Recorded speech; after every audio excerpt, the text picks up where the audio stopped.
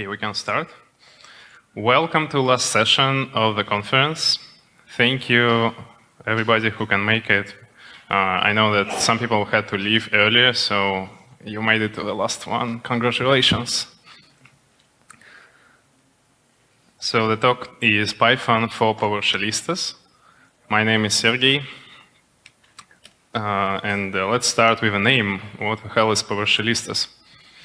So Python community has coined term Pythonista. It means a person who practices Python. That's the name. Our plan today is basically we have two parts. In the first part, I will pretend to teach you some Python. And in the second part, I will show some interesting demos to give you a sense of what kind of things you can do in Python. So let's start with the first one.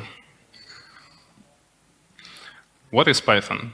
If you haven't lived under a rock in the last 10 years, you most likely know what is Python, so I don't have to tell you. But just to recap, it's a dynamic interpreted language, which means it's great for scripting. Just like PowerShell is dynamic and it's interpreted. You don't have to compile it. It's very versatile general purpose, has vast application all the way from desktop application development to machine learning. And people who use it varies from data scientists to DevOps and developers.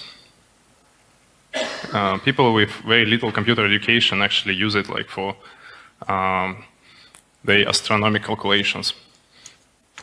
And examples of machine learning frameworks, you might heard of Tensorflow, PyTorch, Caffe, and some DevOps tools that use Python, primarily Ansible, Salt, Fabric, maybe a few more.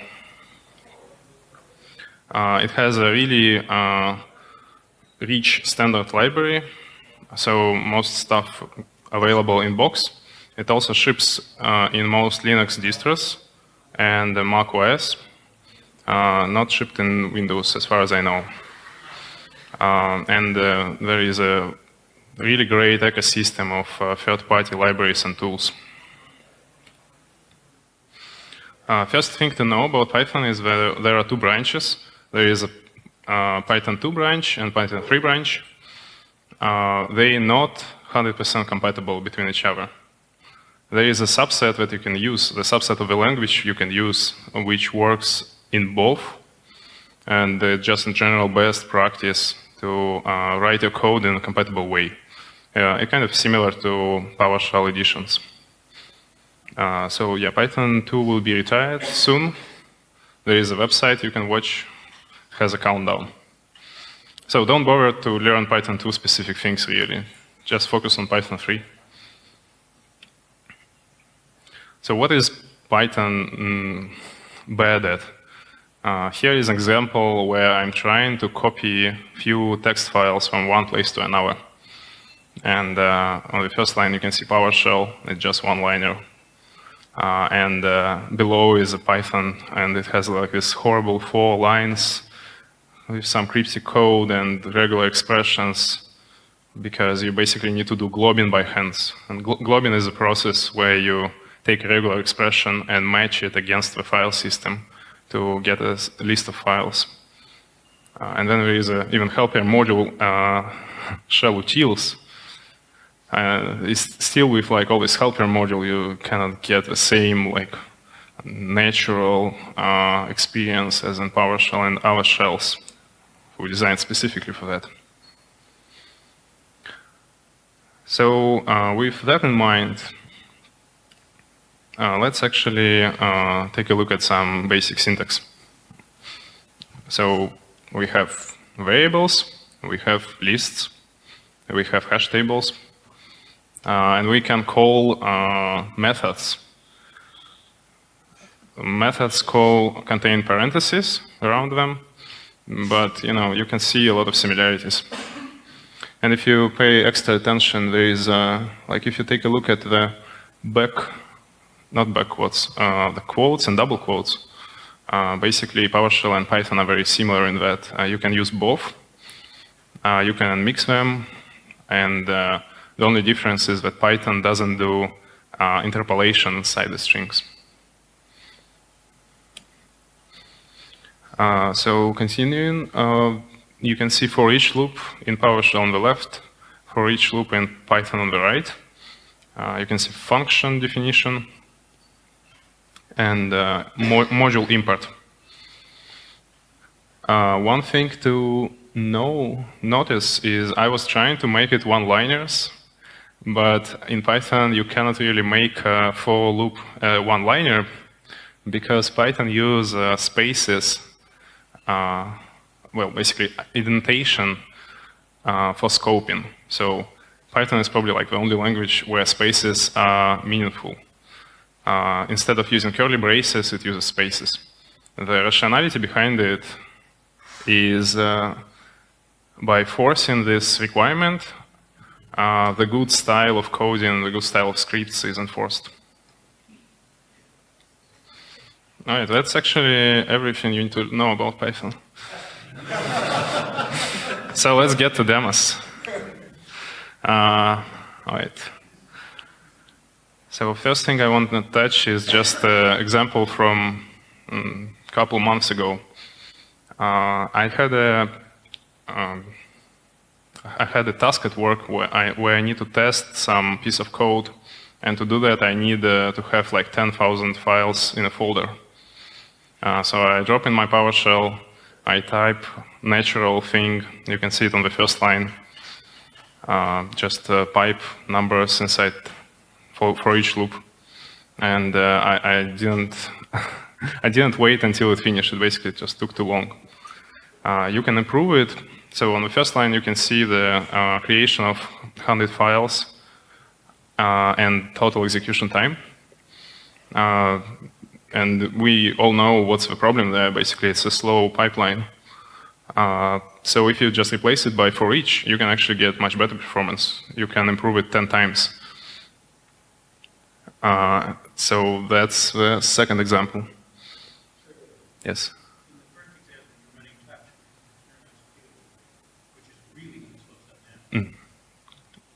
Yeah, good point, Bruce. Yeah, so I probably wasn't, like, I assume it's a pipeline, but it's probably the external executable. Yes. And the third one is Python code, and it actually beats the second version 10 times, maybe even 20 times. And, you know, like, of course, it's possible to basically in PowerShell to run some .NET code and get the similar performance or even better performance. But I just want to highlight that the first line that was natural to write for me was the one-liner with piping and call to external command, because that's what we do in the shell. And the last example in Python is natural to write in Python. This is just first thing that comes to mind when you want to like touch the files on a file system. So like, you know, in real life, you don't want to benchmark like every single line of your code. And if you just write something that feels idiomatic and feels natural, you will get pretty decent performance.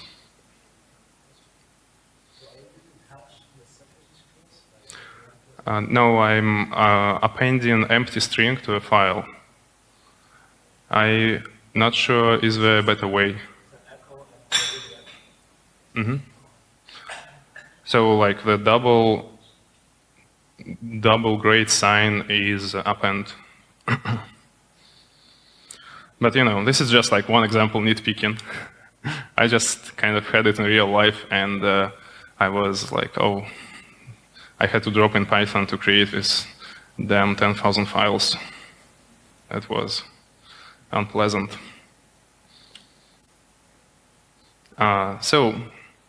Another thing I want to talk about is how you can visualize your data. Python has a couple of great libraries that you can leverage.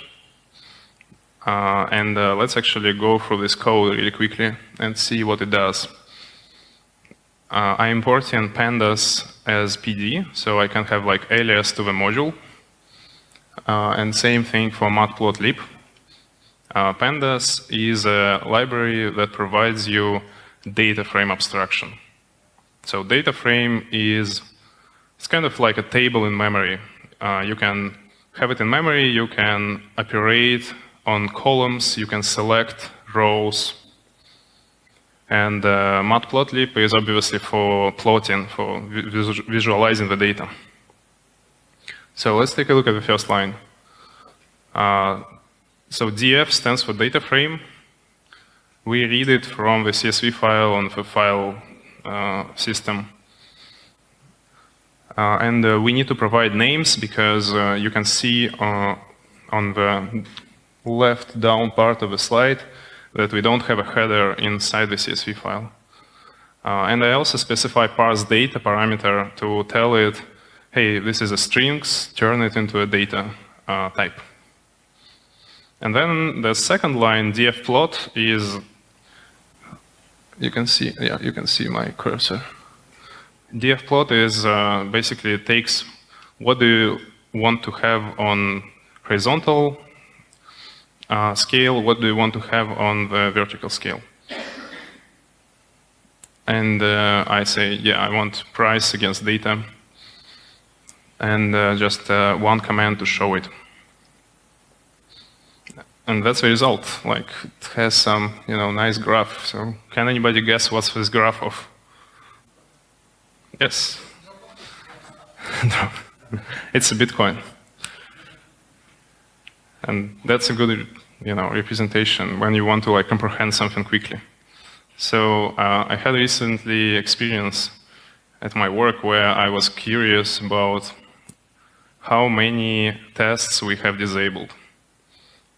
Basically, we have a process when we have a lot of automation tests, and every night we just run them many, many times and see are any of them are flaky tests. And if it's flaky, it's get after quarantined. So I was just curious, what's the progression over time about quarantined tests? Because you need to go and unquarantine them by hands, and people forget to do that. I got some data using PowerShell because I need to use git checkout multiple times. And then I use Python to visualize it.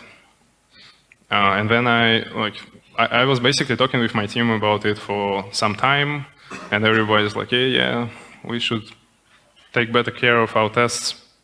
But when you show people a picture with progression, then you can make a really strong point about what's our trend, and people very good at visualizing stuff.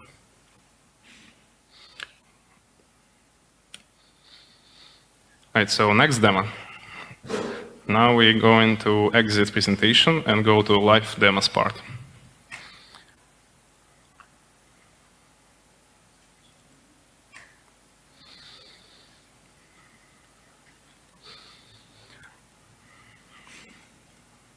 So Jupyter.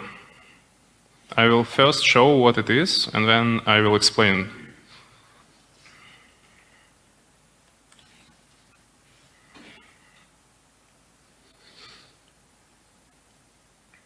So I just run a command. I started a Jupyter server on my local machine, and in current folder, so I can see the content of the folder right here. For example, let's open this CSV file. So we can scroll it, we can see it. We also can go to a new terminal, and we can have, bash, I don't like it, let's do it PowerShell. Yes, that's much better. So we can have a terminal inside the browser, and it's basically in the same folder where I started my server. But the real cool feature here is notebooks. So let's take a look at it. Here is a notebook example. Notebook contains of two types of cells. The first type is markdown cell, so I can double click on it and I can edit it now. And you can see that it's a markdown. I can pick the type of a cell. It says markdown here. If I run markdown cell with this, where is my, yes, this run button, it turns into rendered version of markdown. So that's cool, but the cooler part is actual code right here. It is, I wouldn't say proper developer environment, but somewhat usable environment where you can run the code. And this time I'm going to use a shortcut, Shift-Enter, to run the code. And it outputs something. It gives me number 1 because it was the first thing executed. Let me run it one more time because there are some bugs and it didn't render properly the graph. So I just need to run it twice. And we can see that the number updated. And it is proper environment because, for example, I can type df and then hit tab, and I get like all the tab completion right here. So let's actually take a look at what I was talking about before with the data frame, how you can use the data frame. So I just render in it, and this is kind of like, format table experience. If we scroll down, we can see that there are, like after the 30th record, it just put 3 dots, and then we have an end of a table as well. And if we want to scope it just to one column, what we can do is put kind of selector right here. Oops. Oh, thank you. Yes, so we just get 2 columns now. And if you really want to play with your data, you can use QGrid, which gives you similar view, but now you can actually pick the range of dates right here, and it will dynamically apply it. You can sort by any of columns, and kind of like slice and dice it the way you want. So this is something very similar to outgrid in PowerShell, but the problem is you cannot like use it right now with PowerShell and Jupyter because this is language specific. You can see the language right here. It says Python 3. So we would need to write some code to make it work with PowerShell, which I really want to have. So maybe someday as a pet project. Let's go back. So I mentioned that we can run PowerShell right here. So let's take a look at that. This is a PowerShell Jupyter notebook. I have the same markdown capabilities, hyperlinks, headers, everything. And I can run some PowerShell here. I can assign variable in one place and then use it later. I can define classes and use them later again. So it keeps the session. What's the use case of all that? It's like there are multiple use cases. I like a use case of tutorials. So instead of writing everything in pure Markdown, what you can do is write your documentation, use rich Markdown formatting, and actually capture all the output of your commands right here in the notebook. So you don't need to copy-paste a lot of stuff from the console. It is also good if you want to capture, like, let's say you do an investigation of like why something doesn't work on SQL AD. If you want to share your knowledge with colleagues, you can capture part of it inside the Jupyter notebook, save it, and then share with other people. So let's take a look at how this sharing works.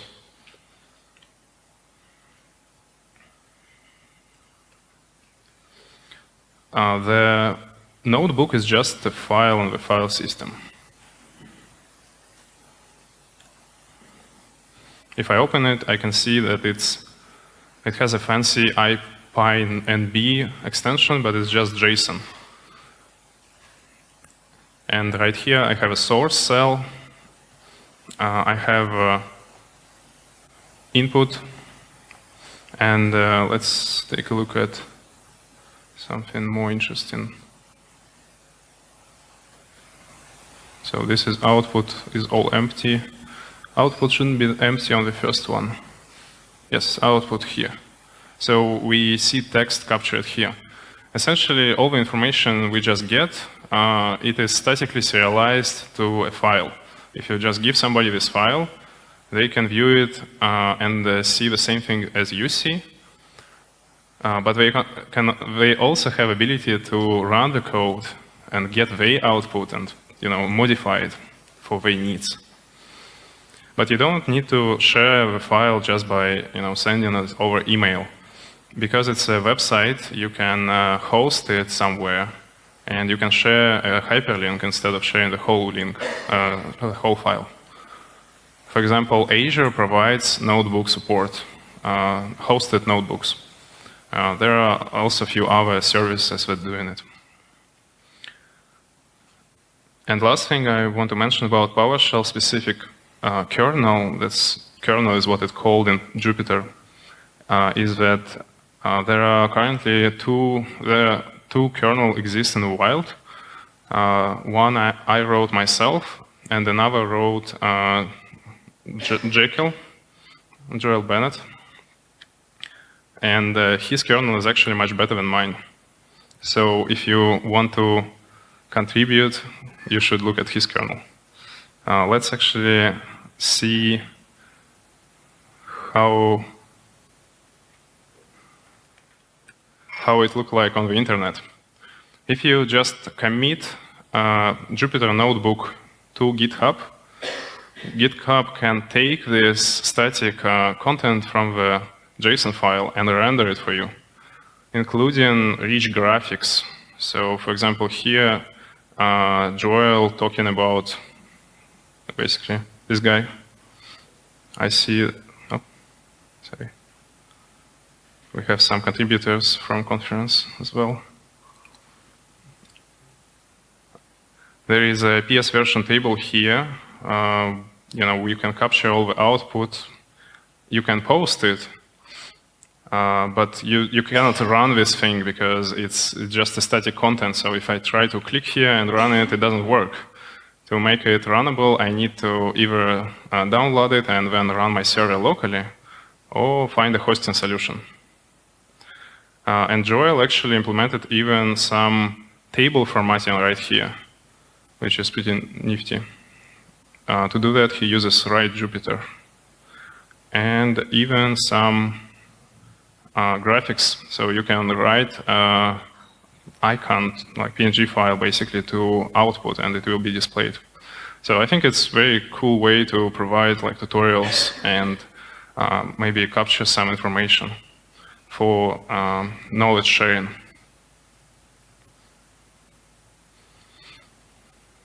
Another example I want to show is, like, basically example of tutorial I want to show is a Tensorflow tutorial. So Tensorflow is this machine learning framework, and the whole documentation for it is already written here as a Jupyter notebook.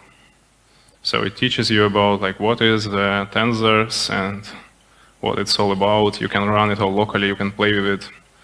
Very interactive and good learning.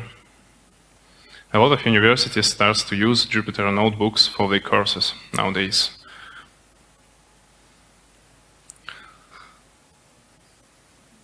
So I think that was everything I want to talk about Jupyter.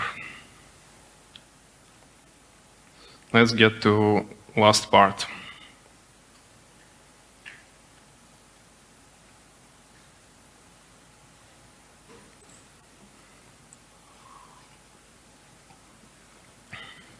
Websites as tools. When I started at my current company, I had assignment to create internal tool. Coming from the scripting background, I immediately thought, okay, like internal tool, it has to be script, right? And turns out that websites has multiple advantages over scripts. So let's break it down. First of all, you have hosting. If you host a website somewhere, you can run background jobs. So you can pre-process things. Next advantage is by having a website, you have a universally accessible UI to all the people. You don't need to explain how to use it. If you like have minimally usable UI, people are very good at figuring out how to use websites. And the last advantage is you can collaborate with your colleagues by just sharing a hyperlink to a particular place in the website. For example, if you're using get for your requests, you can have all parameters capture the state of a system, and you can fetch and share context immediately. But there are obvious downsides with creating a website for every single need in the company. First, it's you need maintenance. You need to deploy it somewhere, manage it, and stuff like that. And I think I'm probably the least qualified person to speak about deployment maintenance here because I'm not doing operations. But the elephant in the room is actually cost of deployment. Oh, sorry, cost of development. It's just very costly to create a website. It's hard. Like I didn't know how to do it. And here is where Python enters the picture. Because Python has this wonderful web framework, Django. It has motto that I really like, web framework for perfectionists with deadlines. It is very opinionated about how do you do your development. It gives you default database. It gives you default model for development. And basically you can start produce some tangible results in very short amount of time. I think basically you can be productive in a day of learning Django. So let's take a look at it now.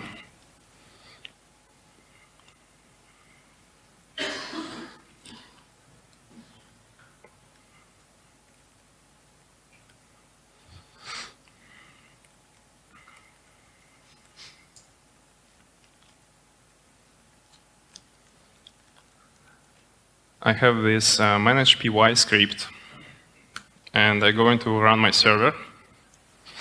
It starts to listen on the port 8000.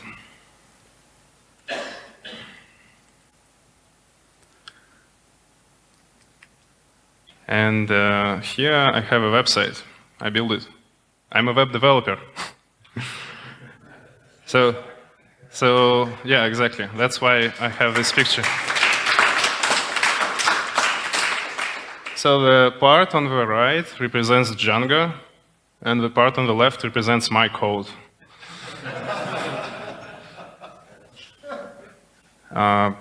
So let's go into one more.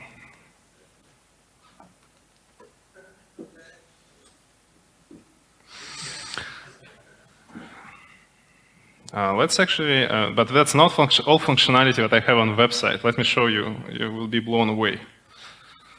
I can actually add entries in this gorgeous list.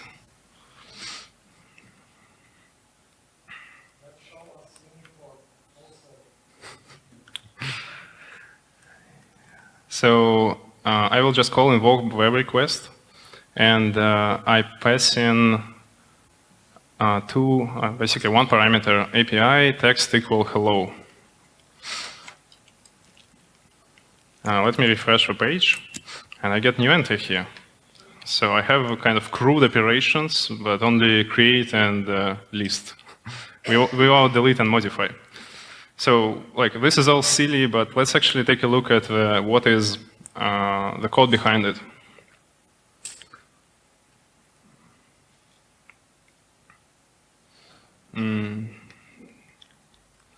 Let me just quickly go here and create another prompt.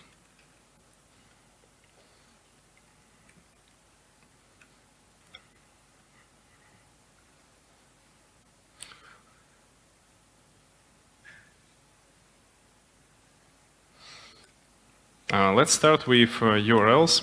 So basically, there is a bunch of boilerplate, and I will just show you the code I wrote myself. All I need to do is say that by default, I'm binding my empty folder to views index and my log API to add line. So let's go there and take a look at it. I have two methods, and the index page just queries all objects, orders them by the publication date, and it calls some rendering for HTML. And if we go to HTML, we can see all this code that does all the magic. Yeah, I'm a real developer. Yeah. So we have basically line text and the publication date separated here.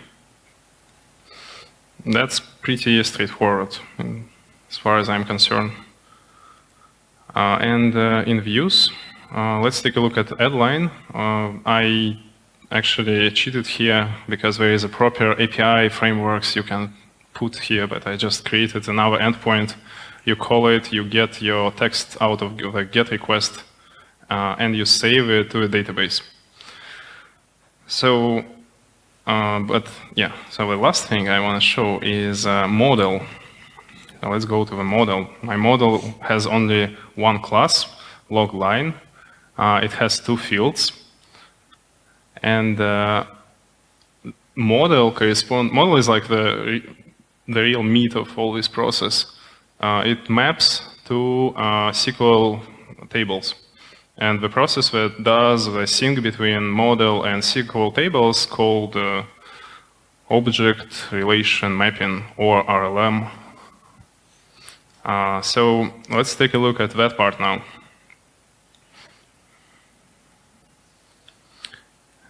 If I run show migrations with my manage py script, it will give me information about all the migrations for SQL that and SQL schema that I had in my web application.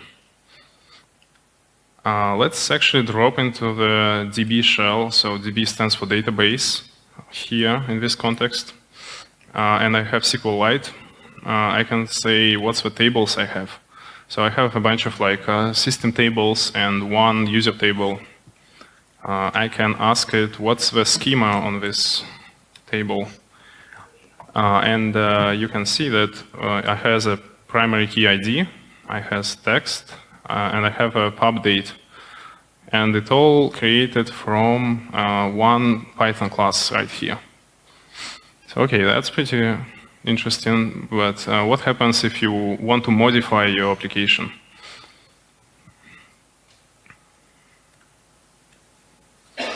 Let me just copy another class.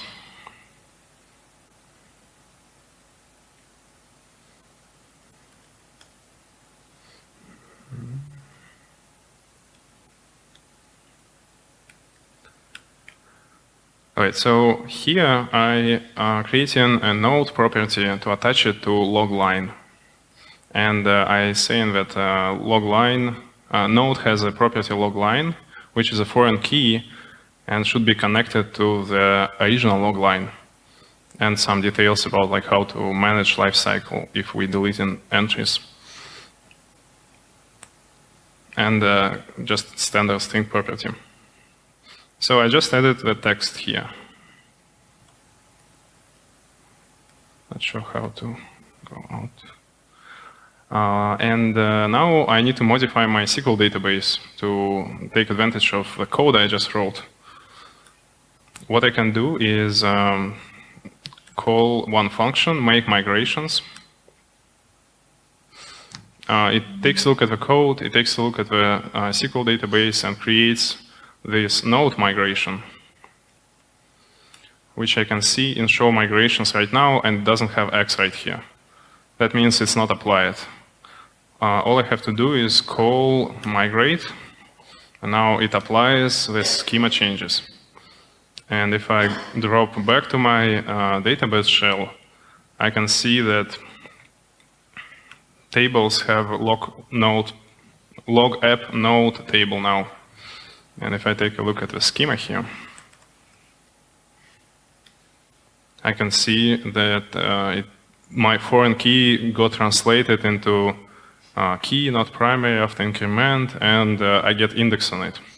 So essentially, like, yeah, you don't need to touch the database at all. All you need to do is just write like some classes, subclasses, fields, and you express your data relations that way.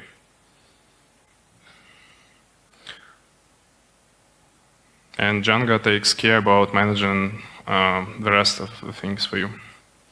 And all that happened while I was actually running Django. So it dynamically uploads, like while you're developing, it dynamically loads the context and updates your website. So last thing I want to show is built-in admin panel here. Let me go to admin.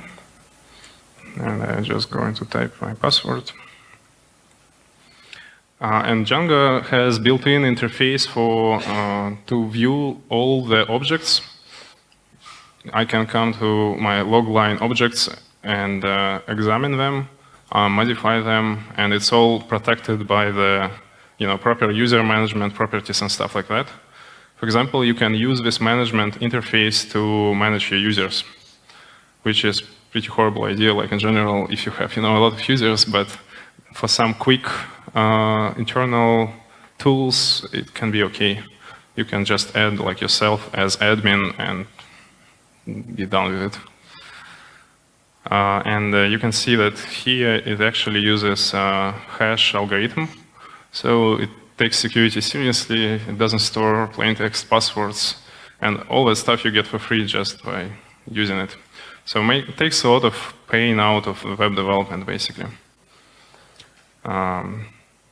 Yes, really all the code I wrote was the code I showed you. Like it was a couple lines in the URLs, a few lines in the views, and a few lines in models, and everything else is just magically happens. So when I found it, I was really impressed, because web development was always like scary thing, and you need to like learn a lot of different stuff. But it turns out like you can achieve a lot by just a few lines of code.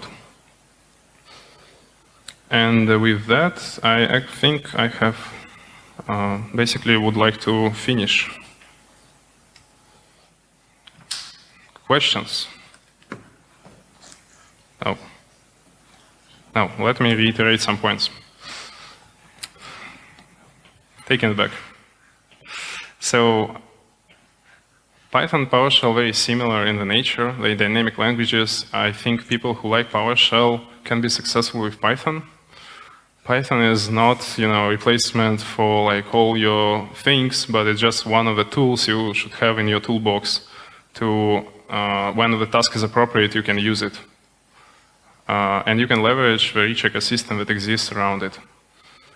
You can do interop with PowerShell with, if you just serialize something as CSV or JSON, you can easily read it in Python and use data that way. You can use data visualization and some other existing tools.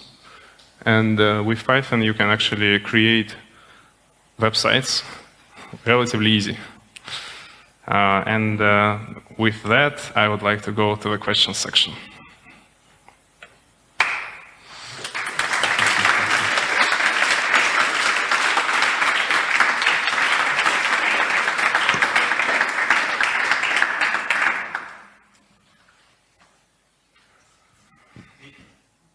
Yes.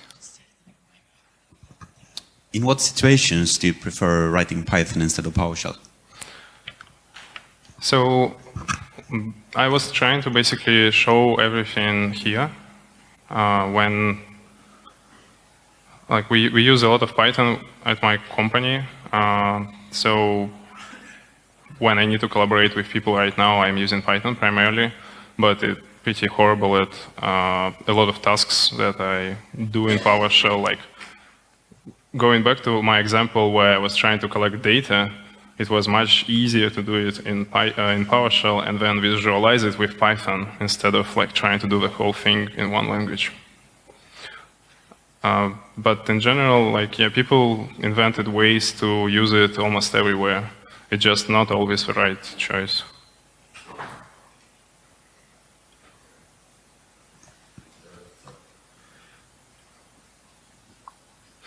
Yes, Bruce has comment. He showed that I just stupid and don't know the right way to use PowerShell. About the performance, yes, that's right. So Bruce benchmarked the 10,000 files creation, and he just did like exactly the same what I did in Python, and it took 7 seconds. Yes.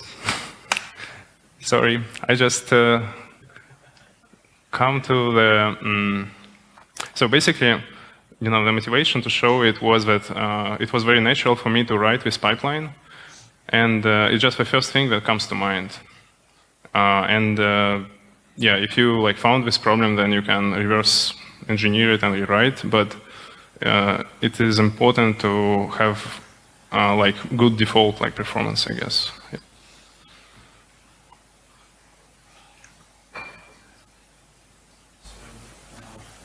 My question is, what's your experience with error handling in Python? There are exceptions, and Python has an interesting philosophy about them. For example, when you look up a value in a hash table, the recommended way is actually to use exceptions for error handling. So, like, if you're used to C#, the recommended way is to say, before trying to get something out of hash table, please call a function. Does the hash table contain this key or not? And in Python, it's actually reversed. You should try to get it and then catch exception if it's not. That way, you get more performance, really. So it's a little bit backwards, and it has like this all Pythonic things. But in general, like exception works pretty good.